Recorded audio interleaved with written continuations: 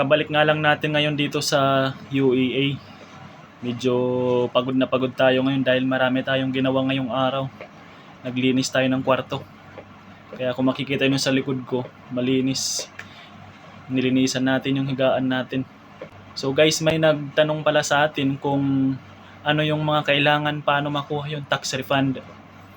So, i-provide nyo lang yung tatlong to. Yung OEC, boarding pass, at saka refund slip. Yung refund slip, makikita nyo siya doon sa gate. I-check nyo lang yung boarding pass nyo kung anong gate kayo. Tapos, doon kayo kukuha ng refund slip. So, ayun lang guys. Huwag nyo kalimutan kunin yung tax refund nyo. Sayang din yun. 550.